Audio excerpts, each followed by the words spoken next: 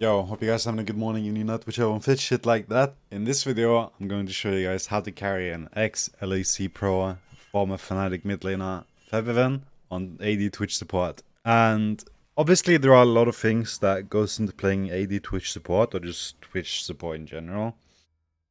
And some people have asked me to make a video on how to play AD Twitch support. And although I've done that to some extent before, this is just another attempt at just making the game understanding of how to play Twitch support a lot easier.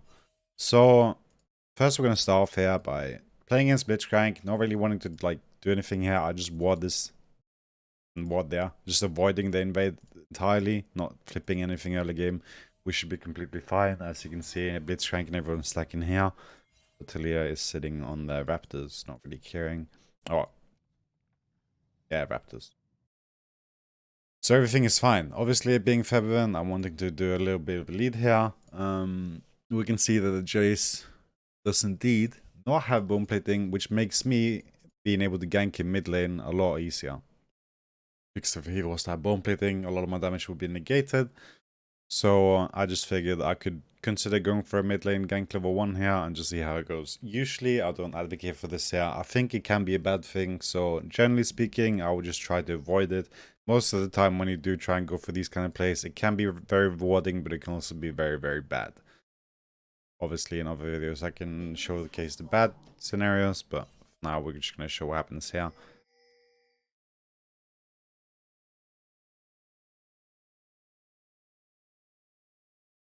So the first thing, the thing we're going to see here is that Jace is not going to walk up at all. And there's obviously a limit of time to how much time I can just spend mid lane doing nothing. And then again, you can see that Jace is just sitting under the tier 1 here. Not allowing me to do anything, which just results in me going bot lane. Right, like I cannot stay here forever. I'm currently in the process of losing minions bot lane, and ideally I want to be even in levels. So yeah, it sucks that I lose these 3 first melee. It just means that we just have no chance of doing anything early game, and soon we're going to see how this gets punished. I know that Blitzcrank's hook is on CD because they just used it. It's coming back soon. And just generalizing everything, not timing it properly, I just assume that it's going to be back up, so I pull away.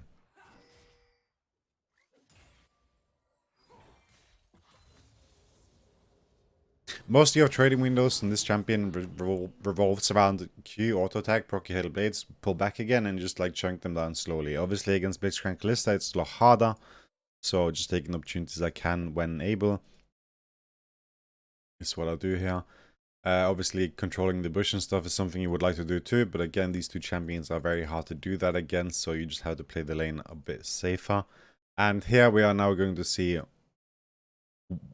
what happens when you're level 1 and the level 2 and the trading or the windows that you can lose out on here. Right, so I'm level 1 here still. I'm really not able to do much, as you can see. Kalista failed flashes, I'm not sure if I blocked her there. But if I was level 2 here, I definitely could have gone for the trade on Kalista. But instead, I'm turned into having to flash away. Although her E was still on cooldown. But if I did have my level 2 there, I definitely could have killed her. But since I'm level 1, it's just what it is.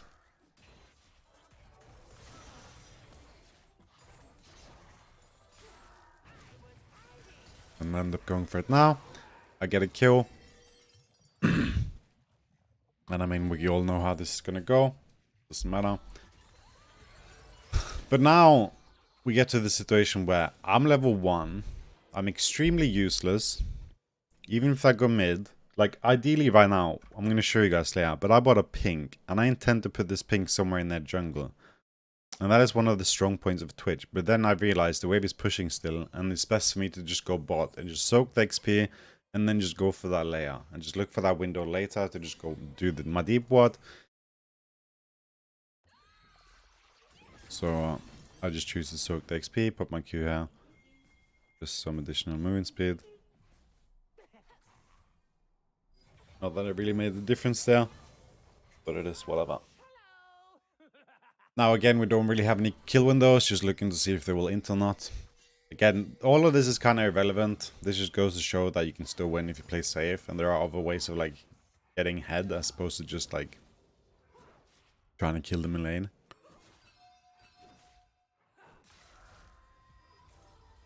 So now they're taking control of the wave. I'm taking this time knowing that we cannot step up here because our jungler's not here, to just maybe consider some roam. But then the only option you do have in these situations, by the way, as an ADC or support or whatever, is you need your jungler here. So like, let's pay attention now. Their bot lane, their jungler is bot lane as well, preventing this from happening if the jungler were to come, because they know, the jungler here knows that if we are going to walk up here, we need our jungler to be here. Otherwise, we're just inting. So in two scenarios here, both of which they should ideally win, she is counter ganking when the Briar comes, meaning that they will probably kill all of us and we will die. But it is something I think we choose to do here. I'll be a bit too early, given the fact that Blitzcrank Hex flashes here, but it still works out fine. Now walking up here with our Briar is a mistake, as you can see. This is what happens. Luckily for me, Kalista just full commits and ends up not killing me by a minor amount, thanks to me using my potion. And that is very important to recognize. If you have potions and you're fighting and you die or something and you realize you didn't use your potion, that's extremely bad. So luckily we all survived thanks to Briar being here and Kalista kind of inting and just going on me. And then we end up getting some kills here. And then I steal some kills. Briar ends a bit. And I just decide to execute, knowing that I haven't taken damage from anyone. I just walk to execute. So here comes the first window I have, right? Like, she's probably going to try and shove this wave. I'm not sure. I don't really care. In most cases, you want this wave to be pushing into you, because you don't want the same situation to occur. But anyhow, I just see this as a window for me to roam. And you'll see what I do now.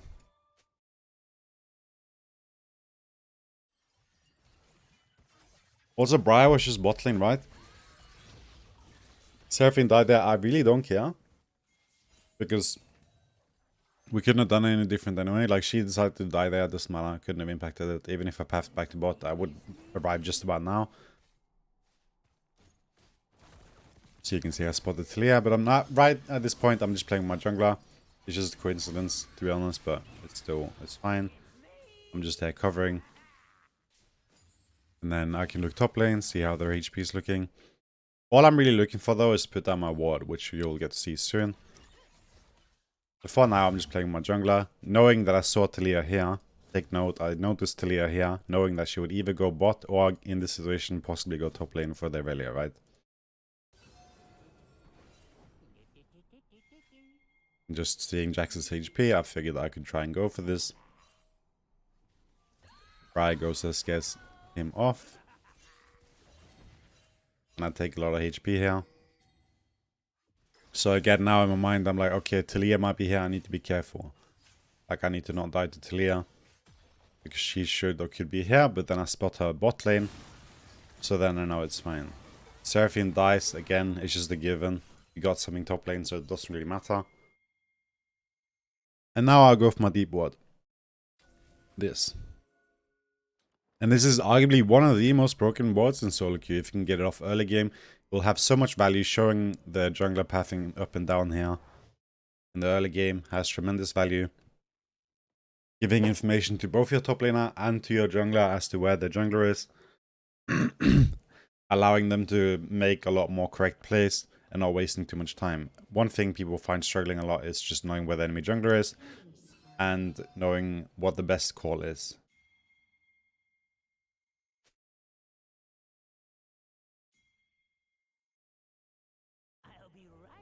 Obviously, the misfortune right now in this case scenario here, what Talia actually died, is that she might actually just path from base and walk through this ward and find it instantly. But if any of these two other camps are up, then she will probably avoid this ward. So the fact that she died is kind of like a bad thing here, but not really. It's just like a very minor thing. Right, pathing bot. And you can see my, like, I'm down in levels here, but it's completely fine.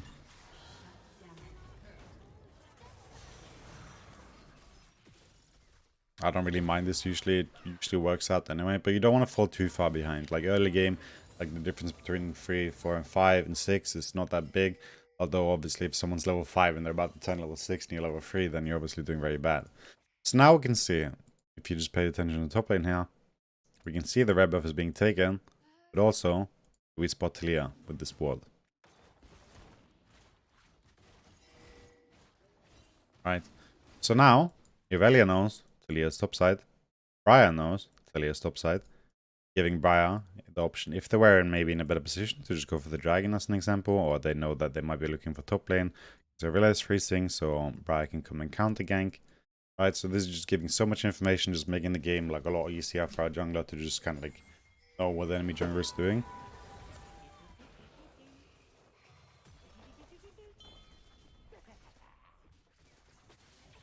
Soon, we are going to take this to a whole nother level. And although I'm getting a lot of kills there, it's not really like what I want to focus on this game, because as I said, there are many aspects to playing AD Twitch support or just Twitch support in general. One of them just being like getting kills, playing the map, whatever. But in this game in particular, I just want to highlight like vision, like how much impact vision can have. I put that ward there, we spot Blitzcrank, right? And something I also do have is Zombie Hunter.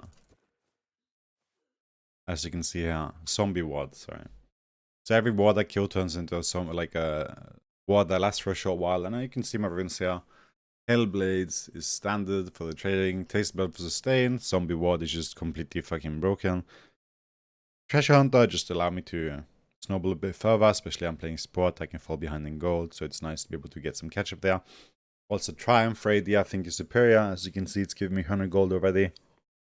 Also part of the snowballing process and just alacrity to just make my auto attacks a lot smoother. And in runes, I take HP, attack speed, and AD. You can take armor as well, but HP works really well. And just at this moment, I got my ward, right? So you're going to see me put another one. And I'm going to put this one right here. And this is another thing that is really nice with Twitch. Yes, that you can go to places where other people might not be able to go without being spotted.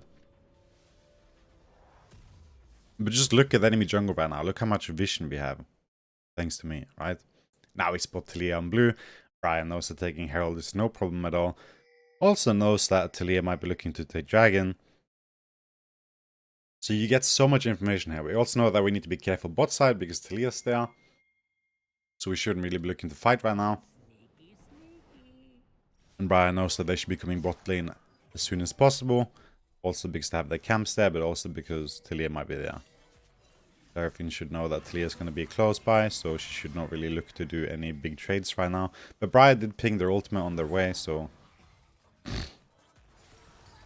think she was trying to bait for that. I flash here just to avoid the Talia W. Do not die. And I have a big shutdown, so obviously I don't want to give that. And you can see I'm level 4, they're level 7 and 5. So I'm still a bit under level. But again, it's completely fine. I have so many items, so that kind of makes up for it. I'll take the kill here again.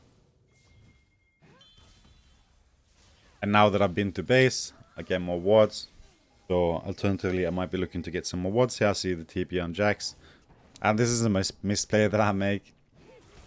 Wanting to save the Febiven here, but then he flashes, making the situation very awkward. And then I just end up dying, which is inevitable. I think Febiven would have died if I didn't do this, so either one of us dies anyway. But I think in these cases it's better for the support to die than the mid laner, because them falling behind is a lot worse than me falling behind. So the fact that the mid lane gets to just recall without dying and having the timer and just absorbing more XP is more beneficial to the team, I think.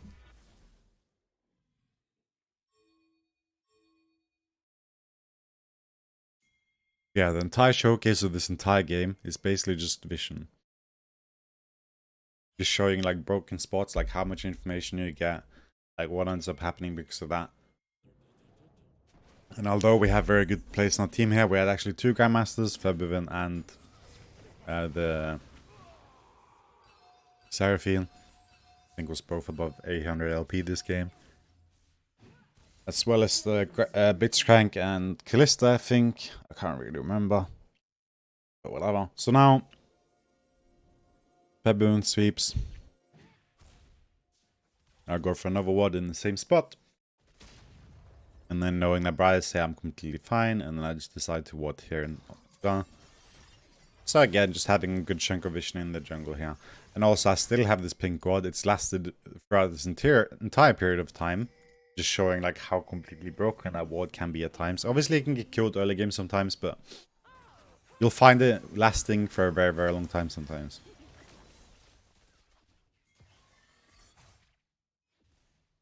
Alternatively, if you don't want to put it there, you can put it in this bush here. These are the two like lesser like checked spots. Again, we can see Talia top side, right? Like this ward is just completely broken, giving so much information. Both LeBlanc, Briar, and anyone else that is currently top side. LeBlanc knows now that she can potentially look for Talia if she wants. You can see the Callista is spacing my auto attacks here. They're just a very talented person. Not my champion being shit. It's fine, it's getting patched. Soon, TM.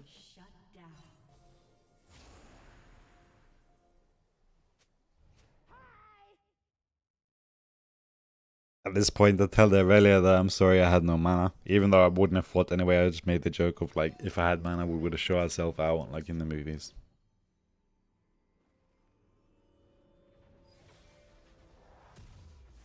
Again, the entirety of the focus of this video here is just to educate you on vision. I don't get to clear that many wards here. Again, we can probably see that I have probably like still one ward I've killed with my sweeper. But it can be very hard sometimes to clear the vision or knowing where they put it.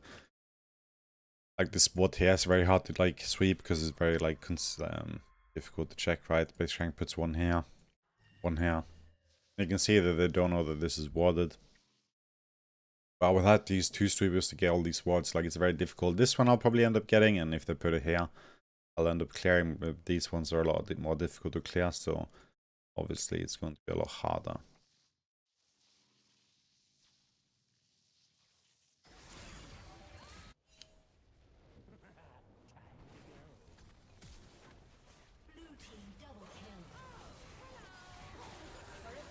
I don't know how the Callista almost lives here.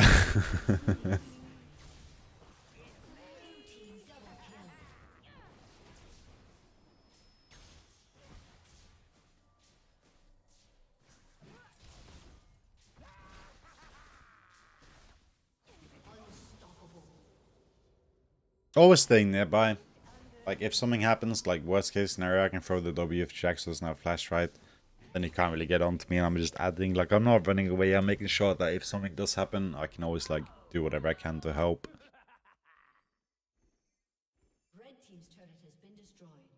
Same case where I just died bot lane. That was just unfortunate because he had flash, otherwise I'm pretty sure I would have been fine. So always just try and do your best to like help your teammates if you can by doing whatever with the tools you have available.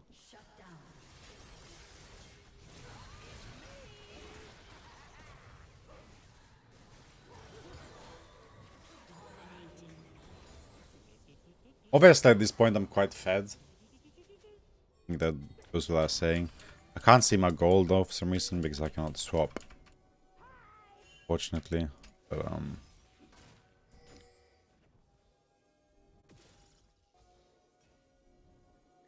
the item build, if you are curious, if you haven't seen me build this before, it's Blade of Rune King, Hurricane into Tiamat. Arguably one of the strongest power spikes you can have in the game for a very low amount of money. I actually think it would outperform almost anything else when it comes to team fighting, because again, you don't really care if you die in Twitch AD support, even if you're extremely fed. Your carry should be too. So your ideal scenario is opening up, killing one or two people potentially at best, and then blowing, like making them blow a lot of summoners, right? Or not summons, but ultimates.